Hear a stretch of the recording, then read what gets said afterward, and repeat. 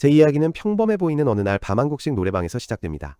그때 저는 데이비드 정이었고 pop송을 목청껏 부르고 있었습니다.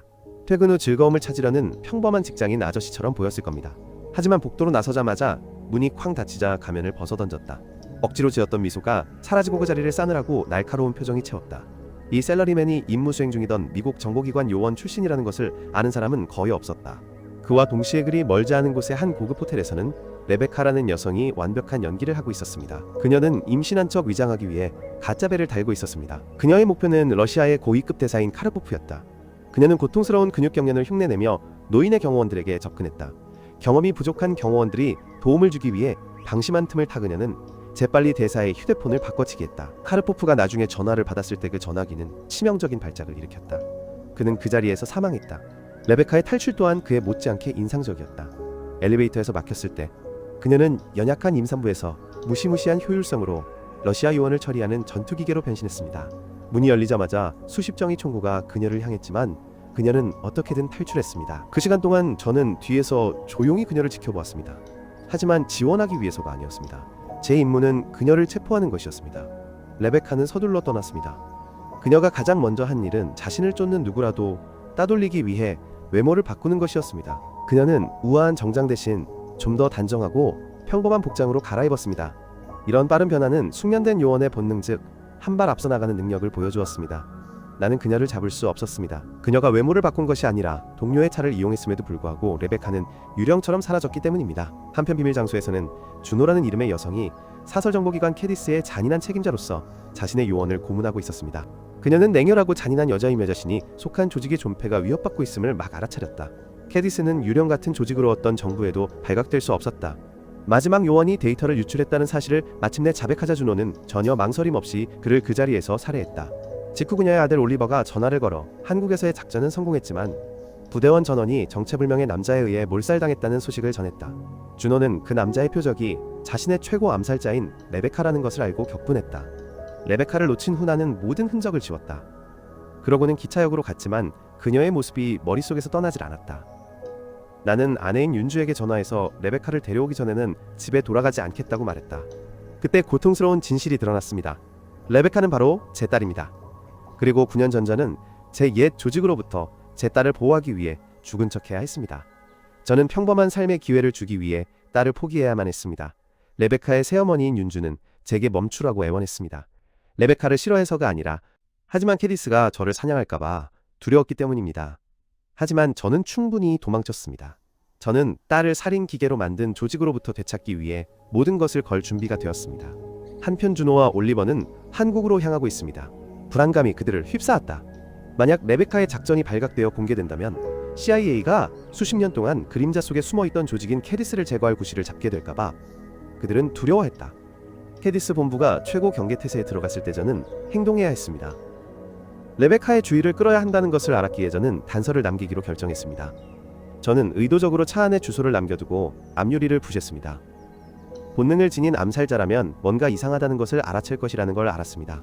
덫을 넣은 후 나는 옛 친구인 시크초이의 국수 가게로 갔다. 그 식당은 단지 위장일 뿐이었고 시크초이는 신분증과 위조 여권을 전문으로 하는 위조 전문가였다. 우리는 옛날 이야기를 다시 되짚어봅니다. 사실 저는 캐디스의 일부였고 심지어 공동 창립자 중 한 명이었습니다. 옛날 임무에서 제 팀 전체가 테러리스트 집단에 의해 몰살되었고 저는 유일한 생존자였습니다. 리베칸의 어린 딸이 같은 운명을 겪지 않도록 나는 시크초이에게 내 죽음을 위장하는 것을 도와달라고 부탁했다. 이번에는 그녀를 구출한 후 그녀와 함께 베트남으로 탈출하기 위해 위조 여권을 만드는 것을 도와달라고 다시 한번 그의 도움이 필요하다. 시크초이는 이것이 위험한 요청임을 알았지만 제가 그의 목숨을 구해준 적이 있었기에 그는 여전히 돕기로 했습니다. 반면에 레베카와 그녀의 팀은 제 차를 찾아냈습니다. 그리고 제 예상대로 그녀는 제가 남겨둔 주소를 찾아냈습니다. 망설임 없이 그녀와 팀은 목표물을 체포할 준비를 했다. 동시에 주노는 한국의 캐디스 지점에 도착해 레베카에게 그들의 목표물이 지금까지 상대했던 어떤 적보다도 훨씬 위험하다고 경고했다. 이 조직의 20년 역사상 캐디스의 작전을 이렇게 망친 사람은 전례가 없었습니다. 그 후안전 가옥에서 나는 전투를 준비했습니다. 집안 곳곳에 폭발물을 꼼꼼히 설치했습니다. 그리고 따뜻한 마음으로 저는 아이가 어릴 때 좋아했던 한국의 길거리 간식인 호떡을 만들었습니다. 익숙한 음식이 옛 기억을 되살리고 망설이게 하기를 바랍니다. 레베카와 그녀의 팀이 집에 들이닥쳤을 때 그들은 매우 조심스럽게 움직였다. 부엌에서 레베카는 호떡 접시를 발견했다. 그녀는 얼어붙었고 마음속에는 아버지에 대한 기억이 가득했다. 이제 그녀는 자신의 목표가 낯선 사람이 아니라는 것을 깨달았다. 바로 자신의 아버지였다. 레베카가 혼란스러워하는 사이에 나는 연쇄 폭발을 일으켰다. 총격전이 벌어졌고 레베카의 팀원들은 한 명씩 쓰러졌다.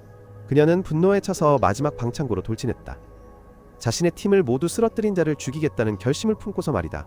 하지만 대신 소녀와 그녀의 아버지 사진을 발견했습니다. 바로 그때 제가 나타났습니다. 레베카는 완전히 망연자실했습니다. 9년 동안 죽었다고 생각했던 애도했던 아버지가 바로 눈앞에 건강하게 서 있었습니다. 저는 모든 것을 설명하려고 노력했지만 레베카는 너무 충격을 받고 화가 났으며 깊은 배신감을 느꼈습니다. 제가 죽은 척하면서 겪어야 했던 고통 14살 때부터 시작되었던 그 고통이 분노의 불을 지폈습니다. 그것은 본능적으로 반응하여 나를 공격하고 제압했습니다. 레베카는 나중에 준호에게 목표물이 무력화되었음을 보고하기 위해 전화했지만 준호가 목표물이 자신의 친아버지라는 사실을 말해주지 않은 것에 격분했습니다. 준호 또한 제가 살아있다는 사실에 레베카 못지않게 충격을 받았다. 그녀는 제가 그동안 죽은 줄로만 알고 있었다. 저로부터 비롯된 엄청난 위협을 깨닫고 준호는 레베카 팀의 남은 멤버들에게 나를 죽이라고 비밀리에 명령했습니다. 그 와중에 준호에 대한 충성심과 막 드러난 진실 사이에서 갈등하던 레베카는 아버지를 지키기로 했습니다.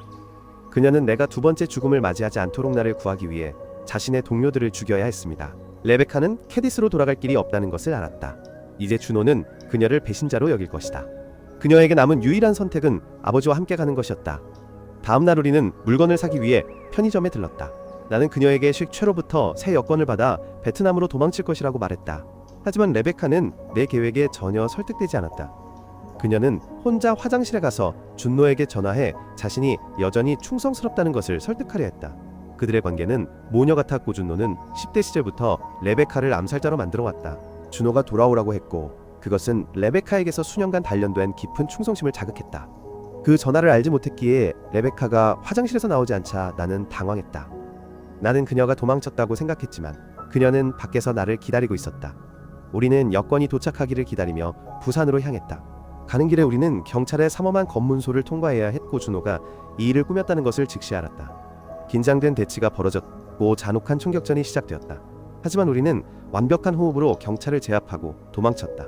한편 나를 체포하지 못하자 준호와 올리버는 내 아내인 윤주를 납치하려는 새로운 계획을 세웠다. 그녀를 구하러 갈 것이라는 확신을 주면서 동시에 우리는 에어컨 수리공인 니건이라는 새로운 인물을 소개받는다. 그는 부유한 부부의 집에서 에어컨과 보안 카메라 시스템을 수리하고 있었다. 집주인이 그의 일을 고맙게 여기며 그에게 감을 권했지만 그의 친근한 표정은 사라지고 차갑고 죽음 같은 눈빛으로 바뀌었다. 그는 남편이 마피아 조직의 돈을 훔쳤다고 부부에게 침착하게 말했다. 그리고 그는 아리랑이라는 다른 조직에 고용된 암살자였습니다. 그는 그들을 죽이기 위해 고용되었습니다. 네가 목표물을 제거한 후 그는 준호로부터 나와 레베카를 생포하라는 새로운 계약을 받았습니다. 그동안 나와 레베카는 부산에 가려던 계획을 접고 대신 대구에 있는 나의 안전가옥으로 갔다. 이곳에서 우리 사이의 긴장감이 마침내 누그러졌다. 원망으로 가득했던 레베카는 아버지에게 마음을 열기 시작했다. 우리는 심지어 함께 차를 마시며 어린 시절의 노래를 불렀습니다. 모든 혼란 속에서 아주 작은 평화로운 순간이었습니다.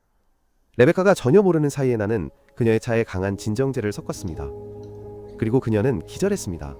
그가 정신을 잃자 나는 그의 소지품과 휴대폰을 뒤져 도청이나 감청장치가 없는지 확인했다. 캐디스 본부로 돌아온 준호에게는 도슨 상원의원이 찾아왔는데 그녀의 옛 CIA 시절 조언자이기도 했던 권력 있는 인물이었다. 그는 러시아 대사 카르포프 암살 사건을 조사하기 위해 한국에 왔고 윤호의 연루 가능성을 강하게 의심했다. 윤호는 침착함을 유지하며 모든 것을 부인했다. 요컨대 레베카가 깨어났을 때 그녀는 내가 약을 먹인 것에 대해 극도로 화를 냈다. 분노한 그녀는 어릴 때부터 자신을 보살펴온 준호에게 돌아가고 싶다고 말했다. 하지만 나는 그녀에게 진실을 말했다. 준호는 그녀를 딸처럼 사랑한 적이 없었다. 그녀는 그녀를 단순한 도구 감정이 없는 살인 기계로만 여겼을 뿐이다. 레베카는 이에 격분하여 아버지에게 달려들었지만 그녀는 여전히 진정제 기운이 남아있었고 나의 상대가 되지 못했다. 레베카가 진정되자 나는 앉아서 9년 전 내가 죽은 척해야 했던 이유를 설명했다. 나와 내 팀은 필리핀에서 임무를 수행하던 중 매복 공격을 당했다. 나는 유일한 생존자입니다. 테러리스트들의 은신처에서 나는 내 가족에 대한 정보를 담은 문서를 발견했고 그들이 모두 표적이었다는 것을 알게 되었습니다. 나는 죽은 척해서 그들이 나를 죽었다고 생각하게 만들곤 해 가족을 그들의 블랙리스트에서 제외시켰습니다. 레베카는 할 말을 잃었다. 그녀는 나의 결정을 이해했지만 9년 동안 고아로 살아야 했다는 사실을 받아들일 수 없었다. 나는 그녀에게 사과했고 좋은 아버지가 될 것을 약속했다. 우리의 감동적인 순간은 윤주로부터의 다급한 전화로 중단되었다. 그녀는 기차역에서 캐디스와 이씨의 요원들에게 미행당하고 있다고 말했다. 그 말을 듣고 나는 레베카에게 가만히 있으라고 말한 뒤 아내를 구하러 갔다. 나는 역으로 가서 조용한 정확성으로 모든 요원들을 제압했다. 그 후 무전기를 이용해 준호에게 경고 메시지를 보냈곤 해 가족에게 다시 접근한다면 그녀와 모든 캐디스 요원들을 추적하겠다고 협박했다. 준호는 당황하여 나를 처리하기 위해 부하들을 보냈지만 그들이 접근하자마자 레베카가 나타나 전투에 합류했다. 우리 부자는 압도적인 적의 수에 맞서 분산되어 싸웠고 그들 모두를 쓰러뜨렸다. 레베카와 저는 요원들을 제압했지만 예상치 못하게 리와 마주하게 되었습니다. 리는 보통 내기가 아니었고 이어지는 싸움에서 그는 제 옆구리에 깊숙한 상처를 입히는 치명적인 공격을 가했습니다. 레베카의 도움으로 나는 탈출하는 기차에 올랐다. 레베카는 아버지의 상처에 경악하며 나에게 응급처치를 하려고 했다. 하지만 그녀의 집중은 아내인 윤주와 어린 딸 미니가 나타나면서 다른 곳으로 향했다. 그 광경은 레베카의 마음에 질투심을 불러일으켰다. 아버지께서 자신을 제쳐두고 새로운 가정을 꾸렸다는 사실을 알게 된 것은 너무나 고통스러웠다. 그리고 아버지가 자신보다 세 딸에게 더 많은 사랑을 쏟는 것처럼 보이는 것을 보는 것은 더욱 고통스러웠다. 레베카가 내 상처를 치료하는 동안 나는 쉬크 최에게 전화해서 여권을 즉시 보내라고 재촉했다. 준호와 그녀의 팀이 곧 우리를 찾아낼 것이라는 것을 알면서 도레베카는 무시할 수 없었고 윤주를 다그치기 시작했습니다. 그녀의 아버지가 어떻게 그렇게 쉽게 앞으로 나아갈 수 있었는지 묻는 것이었습니다. 그것이 그에게 9년이라는 시간을 빼앗았음에도 불구하고 레베카는 마음이 산산조각 나고 세상이 완전히 불공평하다고 느꼈다. 그가 겪었던 모든 일들을 뒤로하고 이제 그는 새어머니와 이복 여동생이 있다는 현실에 직면해야만 했다. 나는 과거의 행동이 얼마나 무거운지 느끼며 처음부터 윤주에 대해 말해주지 못한 것에 대해 사과할 수밖에 없었다. 현명한 조치로 저는 비상 브레이크 레버를 당겨 열차를 멈췄고 준호의 추격을 피해 다음 역에 도착하기 전에 모두 탈출했습니다. 우리는 가장 가까운 항구로 달려가 마침내 부산행 트럭에 뛰어들었습니다. 떠나기 전에 다른 트럭에 피 묻은 천조각을 교묘하게 놓아 리와 캐디스 요원들을 속일 수 있다는 것을 알았습니다. 제 계획은 완벽하게 성공했고 적들은 잘못된 차를 쫓았습니다. 다음 날 가족은 마침내 부산의 안전 가옥에 도착했습니다. 윤주는 미니의 안전을 걱정하고 두려워했다. 나는 그녀에게 딸이 안전할 것이라고 약속했고 그날이 딸의 생일이었기 때문에 죄책감이 더 컸다. 나는 윤주에게 내 계획을 계속하기 전에 미니의 안전을 먼저 보장하겠다고 약속했다. 한편 준호는 매우 긴장하고 있습니다. 도슨 상원의원이 그녀를 끈질기게 추궁하고 있으며 그는 그녀의 아들 올리버가 한국에서 CIA의 정보원을 살해했다고 의심하고 있습니다. 올리버는 혐의를 격렬히 부인하지만 준호는 아들을 믿지 않습니다. 그녀가 진정으로 믿었던 유일한 사람은 레베카였다. 이러한 명백한 편애는 올리버를 환영받지 못하는 의붓자식처럼 느끼게 했다. 그는 레베카가 그들을 배신했으며 조직의 규칙에 따라 죽어 마땅하다고 주장했다. 그는 자신을 증명하기 위해 나와 레베카를 모두 쓰러뜨리겠다며 어머니께 출전을 간청했다. 동시에 레베카는 미니와 놀고 있었지만 인형 놀이는 아니었다. 그녀는 아이에게 총 쏘는 법을 가르치고 있었다. 윤주는 충격에 빠져 레베카를 감정 없는 사이코패스라고 불렀다. 그녀는 자신의 순진한 딸이 레베카처럼 잔인한 살인자로 변할까봐 두려워했다. 다행히 나는 상황을 진정시킬 수 있었지만 나 역시 죄책감에 시달렸다. 이 모든 것, 전쟁, 두려운 가족 갈등이 모두 내 잘못이라는 것을 알고 있습니다. 9년 전 나의 선택의 결과입니다. 모든 것을 바로잡기 위해 미니를 위해 윤주와 레베카를 모아 생일 케이크를 만들었습니다. 그들이 함께 케이크를 만들 때 믿을 수 없는 일이 일어났습니다. 레베카는 처음으로 진정으로 웃었고 이 모든 것은 미니 덕분이었습니다. 충격적인 반전으로 리는 식초 위의 국수 가게를 찾아냈습니다. 이것은 그의 명성이 사실임을 증명했습니다. 자신의 먹이를 항상 찾아내는 사냥꾼. 그는 식 초이 직원을 협박하여 그를 유인해냈고 그것이 유일한 접근 방법임을 알았습니다. 나에게 여권을 건네주려던 식 초이는 리에게 습격당했습니다. 그는 격렬하게 저항했지만 리의 잔인함에 맞설 수 없었고 치명상을 입었습니다. 죽어가는 순간까지도 식초이는 친구와의 약속을 지키며 나의 행방을 밝히기를 거부했습니다. 하지만 리는 여권과 함께 나의 안전 가옥의 위치까지 찾아냈습니다. 그는 즉시 준호에게 식초이가 나와 레베카를 위해 새 여권을 만들었다고 보고했습니다. 자신의 제자에게 배신당했다고 느낀 준호는 서류철을 들고 곧장 도슨 상원의원의 사무실로 향했다. 그녀는 모든 죄를 레베카에게 뒤집어 씌우며 러시아 대사 카르포프 암살을 주도한 배신자로 그녀를 함정에 빠뜨렸다. 그날 밤 나는 식 초이를 만나기 위해 시장에 갔지만 30분을 기다려도 뭔가 이상하다는 것을 느꼈다. 나는 올리버와 리의 부하들이 어둠 속에서 나를 감시하고 있다는 것을 알아차렸다. 나는 빠르게 행동해야 한다는 것을 알았다. 나는 가족을 향해 달려갔다. 그들을 항구로 데려간 후 거제도로 가는 배를 탈 계획이었다.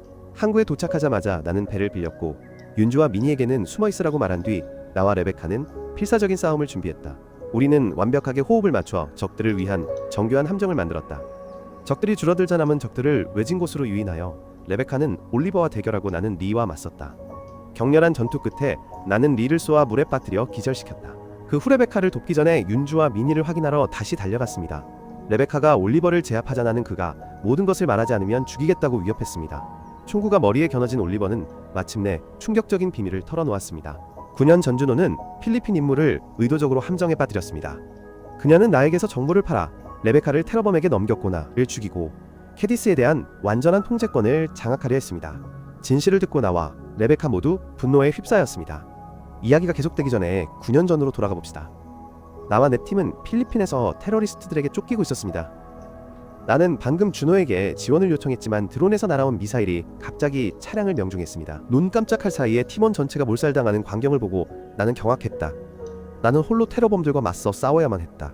그들을 모두 쓰러뜨렸지만 내 친구들의 시체 더미 속에서 홀로 남겨진 것은 부서진 나 자신뿐이었다. 그때에도 나는 윤호가 자신을 배신했다는 불길한 예감이 들었지만 증거는 없었다. 다음날 밤냉담하고 계산적인 윤호가 14살의 레베카에게 찾아왔다. 슬픔을 가장한 표정으로 그녀는 레베카에게 아버지가 돌아가셨다고 말했다. 그 소식은 부모님을 모두 잃은 레베카를 산산조각 냈습니다. 현재로 돌아와 캐디스 요원들이 바다 위에서 쓰러진 동료들의 시신을 물에 던지고 있습니다. 리의 시신을 버리려고 할 때 그들은 그 살인자가 총 여러 발을 맞고 바다에 던져졌던 그가 기적적으로 살아 돌아왔다.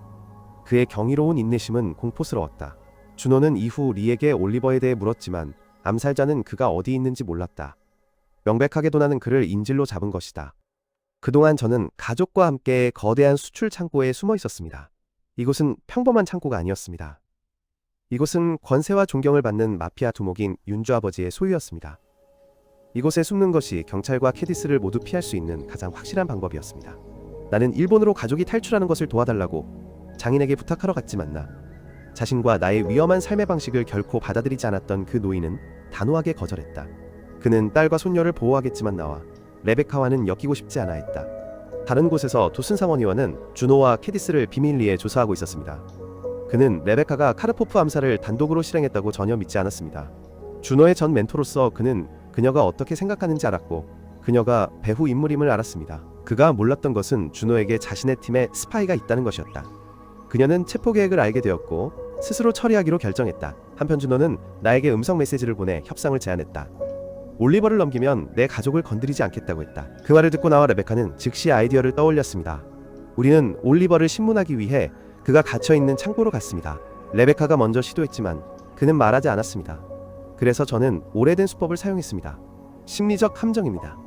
저는 준호의 목소리 녹음본을 편집하여 마치 그녀가 올리버를 신경 쓰지 않고 그가 죽도록 내버려 둘 것처럼 들리게 만들었습니다. 준호는 실제로 아들을 사랑했지만 올리버는 친어머니에게 버림받은 듯한 느낌을 받았습니다. 카디스의 모든 비밀을 털어놓은 분노와 고통 속에서 그는 모든 것을 털어놓았습니다. 올리버의 극적인 고백 후에 레베카와 저는 모든 것을 알게 되었습니다. 우리는 준호가 러시아 관리인 카르포프와 카디스 요원들을 러시아 정부에 침투시키기 위한 은밀한 협정을 맺었다는 것을 알게 되었습니다. 합의가 완료되자 준호는 카르포프가 자신을 배신할까봐 편집증적으로 불안해하며 레베카에게 그를 죽이라고 명령했습니다. 올리버 역시 자신의 어두운 비밀을 털어놓았습니다. 그는 CIA의 정보원이었던 자신의 가장 친한 친구를 살해했습니다. 캐디스의 기밀 정보를 빼내려는 임무를 수행 중이었고 그것이 도슨 상원의원이 이 사건을 조사하게 된 계기가 되었습니다. 준호가 상원의원을 주시하고 있었기에 우리는 그를 이용해 준호를 찾으려 했습니다. 진실이 드러났을 때 나는 올리버를 차 트렁크에 던져 넣었고 나와 레베카는 서울로 갈 준비를 했습니다. 떠나기 전에 윤주와 미니에게 진심으로 작별 인사를 했다. 윤주는 레베카가 정신병자처럼 보일지라도 아버지의 사랑이 필요하다고 말했다. 그녀는 나의 인도를 통해 레베카가 치유되고 더 나은 사람이 될 수 있다고 믿었다. 저는 친절하고 항상 저를 지지해주시는 장모님께 작별 인사를 드렸습니다. 그분들은 평범한 삶을 살 수 있도록 제게 행운을 빌어주고 안전하게 돌아오라고 당부했습니다. 서울에 도착하자마자 레베카와 저는 도슨 상원의원의 모든 행동을 추적하기 시작했습니다. 우리는 그의 일정을 빼낼 계획을 세웠습니다. 저는 리베카에게 의원의 보좌관을 일부러 쳐서 그의 모든 물건을 떨어뜨리게 하여 주의를 분산시키도록 지시했습니다. 보좌관이 허둥지둥 물건을 줍는 동안 저는 몰래 그의 휴대폰에 장치를 연결했습니다. 계획은 완벽하게 성공했고 저는 도슨상원의원의 하루 전체 일정을 다운로드했습니다. 행동에 나서기 전에 저는 레베카에게 더 이상 참여할 필요가 없다고 말했습니다. 저는 그녀가 자신을 키워준 윤호와 싸워야 한다는 사실 때문에 마음속 깊이 고뇌하고 있다는 것을 알고 있었습니다. 하지만 레베카는 마음속에 새로운 불꽃을 지피고 있었다. 더 이상 나를 위해 싸우는 것이 아니었다.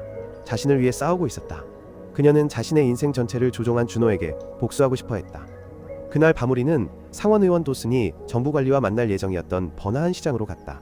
기다리는 동안 레베카에게 한국 길거리 음식을 좀 소개해줄 시간이 있었다. 작지만 의미 있는 유대감을 형성하는 순간이었다. 마침내 상원의원과 그의 경호원들이 나타났을 때 나는 그에게 전화해서 준호에 대해 이야기하기 위해 잠시 따로 만나자고 요청했다. 나는 그녀를 무너뜨릴 중요한 증거를 가지고 있다고 말했습니다. 레베카는 제가 상원의원과 단둘이 이야기할 수 있도록 주의를 돌렸습니다. 그 둘만의 대화에서 저는 제안을 했습니다. 나는 도슨 상원의원에게 카르포프 암살 사건과 CIA의 정보원에 대한 모든 정보를 제공할 것이라고 말했습니다. 상원의원이 준호와 캐디스를 쓰러뜨리는 데 도움을 준다면요? 준호를 의심하게 만들고 판을 마무리하기 위해 올리버가 그녀를 배신한 것처럼 보이게 하려고 올리버의 휴대폰까지 가져왔어요. 도슨 상원의원과 거래를 성사시킨 후 저는 올리버를 일부러 보내줬어요. 그를 곧장 그의 어머니에게 보내려고 합니다. 준호의 마음에 의심의 씨앗을 뿌리고 그녀가 빠져나올 수 없는 함정에 빠뜨리려 합니다. 조직의 규칙에 따라 비밀을 누설한 요원은 고문을 당하고 제거되어야 합니다. 제 계획은 아주 간단합니다. 준호가 자신의 아들을 죽일 만큼 잔인한지 보고 싶었습니다. 다음날 저와 레베카는 올리버의 아파트를 미행했습니다. 안에서는 갈등하는 준호가 올리버가 자신을 배신했는지 알아내려 애쓰고 있었습니다. 그녀는 그가 도슨 상원의원과 일하고 캐디스의 비밀을 누설했는지 직접 물었습니다. 올리버는 상원의원과는 일하지 않는다고 맹세했지만 9년 전 자신을 함정에 빠뜨린 것이 윤호라는 것을 나에게 말했음을 인정했습니다. 그는 또한 카르포프 암살과 CIA 정보원의 죽음에서의 자신의 역할도 고백했습니다. 준호는 아들의 무모함에 극도로 분노했지만 결국 아들은 그녀의 아들이었습니다. 그녀는 그를 죽일 수는 없었 고비밀리에 해결하기 위해 그를 캐디스 본부로 데려가기로 결정했습니다. 그들이 떠나는 동안 나와 레베카는 아파트로 침입했습니다. 우리는 캐디스의 기술을 복제하는 정교한 장치를 설치했습니다. 우리의 목표는 올리버를 감시하는 것뿐만 아니라 그를 편집증에 빠뜨리는 것이었습니다. 올리버가 그 장치를 발견했을 때 그는 자신의 어머니가 설치했다고 생각하고 배신감을 느낄 것이라는 것을 알고 있었습니다. 나와 레베카가 떠나자 올리버는 숨겨진 장치를 발견했다. 예상대로 올리버는 즉시 준호를 의심했고 자신의 운명 또한 처형된 다른 모든 배신자들과 같을까봐 두려워했다. 그동안 저는 도슨 상원의원을 스파에서 만났습니다. 캐디스에 대한 위조 서류를 상원의원에게 건네며 그의 부하에게 유출하라고 요청했습니다. 준호가 상원의원 팀에 스파이를 심어놓았다고 의심했고 이를 통해 그를 찾아낼 유일한 방법이었습니다. 상원의원은 여전히 의심했지만 그의 호기심이 승리했습니다. 예상대로 상원의원 팀 내의 첩자가 즉시 준호에게 잘못된 정보를 보고했습니다. 보고를 들은 준호는 올리버에 대한 의심이 더욱 커졌습니다. 그녀의 조수는 심지어 그를 죽이자고 제안했습니다. 하지만 준호는 그 정도까지 나아갈 준비가 되어 있지 않았습니다. 대신 그녀는 자신의 부하에게 내가 본부 근처 어딘가에 숨어 있다고 믿고 나를 사냥하도록 명령했습니다. 그 후 준호는 절망적으로 전 남편에게 조언을 구하기 위해 전화했습니다. 그는 올리버가 스파이 세계에는 너무 유약하다며 런던으로 돌려보내라고 조언했지만 준호는 오히려 더 짜증이 났다. 도망치는 도중 나와 레베카는 마침내 진정한 가족처럼 살 수 있는 기회를 얻었다. 우리는 함께 요리하고 9년 동안 놓쳤던 일들을 했습니다. 함께 있는 동안 레베카는 자신을 죽이는 것을 어떻게 멈출 수 있는지 물으며 마음을 열었습니다. 그것은 자신이 빼앗은 생명 하나하나마다 인성이 점점 사라지는 것을 느꼈습니다. 나는 그에게 살인자의 영혼에는 어떤 약도 없다고 말했다. 그가 인간성을 되찾을 수 있는 유일한 방법은 두려워할 필요 없는 평범한 삶을 사는 것이었다. 진솔한 대화 후 레베카는 다음 계획을 위해 새 폭탄을 만들기 시작했다. 그동안 우리는 전혀 모르고 있었지만 리는 우리의 은신처를 알아내고 근처에서 숨어 기다리고 있었다. 동시에 준호는 아들을 구하기 위해 마지막 노력을 기울이며 올리버에게 한국을 떠나 아버지처럼 런던에서 은행원 자리를 얻으라고 간청했다. 그녀는 그가 남으면 다른 캐디스 요원들이 비밀을 누설한 죄로 그를 죽일 것을 알았다. 하지만 올리버는 거절했고 은행 업무를 겁쟁이의 일로 여겼다. 그는 여전히 자신이 캐디스에게 합당한 사람임을 증명하고 싶어 했다. 절망적인 순간에 올리버는 아파트를 뛰쳐나왔다. 하지만 그가 차에 타는 순간 나는 이미 그 차에 폭탄을 설치해 두었다는 것을 그는 알지 못했다. 나와 레베카는 그의 뒤를 따라 외지고 한적한 지역으로 그를 유인했다. 멀리서 나는 올리버의 전기차를 무력화시켰다. 올리버가 차에서 내리자 폭탄이 터졌고 차는 불길에 휩싸였다. 올리버는 경악했고 즉시 그의 어머니가 자신을 죽이려 했다고 생각했다. 그 순간 준호에 대한 그의 모든 충성심이 무너졌고 그는 상원의원 도슨과 협력하기로 결정하며 완전히 배신하기로 결심했다. 올리버는 상원의원 FBI, CIA의 보호를 대가로 어머니의 모든 범죄를 폭로하겠다고 약속했다. 곧바로 상원의원 도슨은 필요한 모든 첩보를 얻었다. 그는 나에게 감사의 작은 감사의 표시로 카르포프 암살 사건에 대한 레베카의 역할을 문제 삼지 않겠다고 약속했다.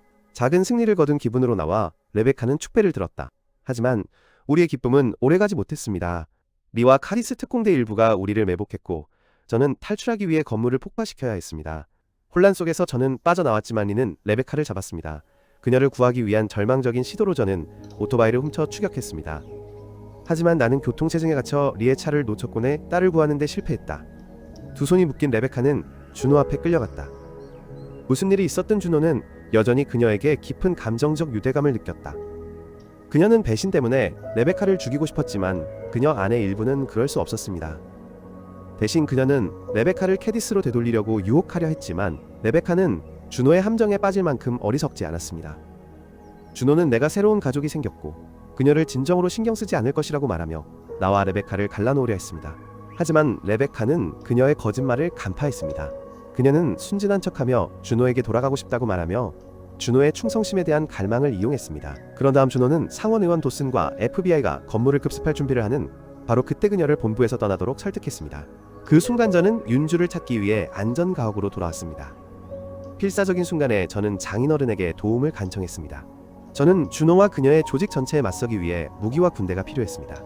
악명 높은 마피아 보스인 장인은 제가 필요한 모든 것을 가지고 있습니다. 하지만 그는 아무것도 공짜로 주지 않을 것입니다. 그는 한 가지 조건으로 저를 돕겠다고 제안했습니다. 앞으로 그의 불법 사업에 협력하는 것입니다. 망설였지만 저는 동의했습니다. 망설임 없이 장인은 제가 요청한 모든 것을 주었습니다. 새로운 군대와 무기고를 갖춘 저는 전면 공격을 시작했습니다. 저는 준호의 차량 행렬을 함정에 빠뜨리기 위해 교통망을 파괴하여 그들이 도시에서 멀리 떨어진 외딴 지역으로 오도록 강요했습니다. 그들이 도착하자마자 제 부하들이 사방에서 공격해 준호의 세력을 격파했습니다. 리가 매복을 처리하기 위해 보내졌지만 저는 그와 직접 대면했습니다. 우리 둘은 마지막으로 치열한 1대1 결투를 벌였습니다. 우리는 호각이었지만 제 경험과 지혜가 우위를 점했습니다. 저는 리를 쓰러뜨렸고 우리의 오랜 악연은 끝났습니다. 그동안 레베카는 탈출하여 준호의 경호원들을 모두 쓰러뜨렸다. 그녀는 준호를 제압했지만 마지막 일격을 가할 수는 없었다. 내가 그녀를 끝내려고 했을 때 레베카는 나를 막았다. 준호는 모든 것을 잃고 부서진 여인이 되었어야 했다. 그녀는 자신의 행동에 대한 결과를 감당해야 했다. 나는 그저 운명이 준호를 결정하도록 내버려 두자고 동의했다. 가족은 마침내 안전해졌다. 한편 준호는 자신이 저지른 범죄에 대한 중요한 증인으로 FBI에 체포된 아들 올리버를 남겨둔 채부서진 여인이 되어 미국으로 돌아왔다. 저와 제 가족은 마침내 평범한 삶을 살 기회를 얻었습니다. 우리는 모두 함께 모여 축하하는 저녁 식사를 했고 윤주와 레베카는 처음으로 진정한 모녀처럼 가까워졌습니다. 하지만 제 마음속에는 불길한 예감이 들었습니다. 이 평화가 훨씬 더 큰 무언가의 시작일 뿐이라는 예감이 듭니다. 저녁 식사 후 윤주와 레베카는 화장실에 들어갔다가 돌아오지 않았습니다. 몇 분 후 저는 바닥에 쓰러져 치명적인 목 부상에서 피를 흘리고 있는 윤주를 발견했고 레베카는 보이지 않았습니다. 이야기는 큰 물음표를 남기며 끝납니다. 레베카가 새어머니를 죽인 것일까요? 아니면 이것이 또 다른 준호의 음모일까요? 제 이야기는 여기까지입니다. 채널을 구독하고 알림을 켜두는 것을 잊지 마세요. 영상 끝까지 시청해주셔서 감사합니다. 다음에 또 만나요.